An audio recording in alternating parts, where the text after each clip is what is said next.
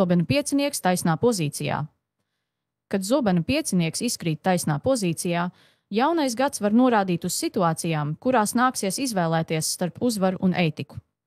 Šī kārta simbolizē konfliktus, stratēģiskus lēmumus un izaicinājumus, kas prasa gudrību un emocionālu līdzsvaru. Šis ir brīdinājums, ka, lai sasniegtu savus mērķus, ir svarīgi ievērot cieņu pret citiem un nepārkāpt savas vērtības. Attiecībās šī kārta var norādīt uz spriedzi vai konfliktiem.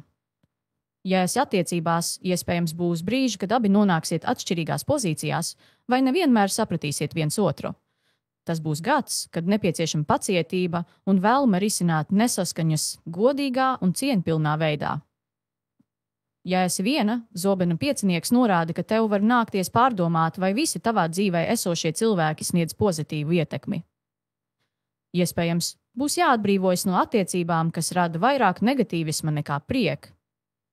Darba un finanšu jomā šī kārta simbolizē konkurenci un iespējamu saspīlējumu. Iespējams, nāksies saskarties ar sarežģītām situācijām darba vietā vai biznesā, kur nepieciešama gudrība un stratēģija. Lai gan tu vari uzvarēt šajos konfliktos, ir svarīgi izvērtēt, vai šī uzvara nesīs ilgtspējīgu labumu. Finansiāli zobena piecinieks iesaka būt piesardzīgai ar finanšu darījumiem un izvairīties no riskantiem ieguldījumiem. Un zini, zobena piecinieks tev atgādina, reizēm labākā uzvara ir tā, kurā tu nezaudē savu godaprātu. Kā saka, labāk cieņpilni atkāpties nekā triumfēt ar rūgtumu.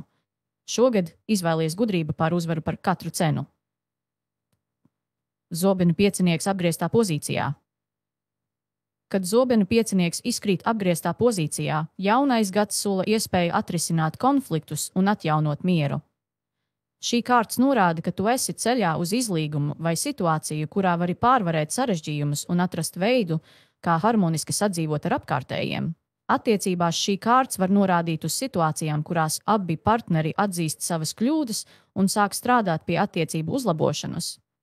Ja esi attiecībās, šis ir laiks, kad iespējams atklāsi, ka labāk ir vienoties, nevis turpināt cīnīties par savu taisnību.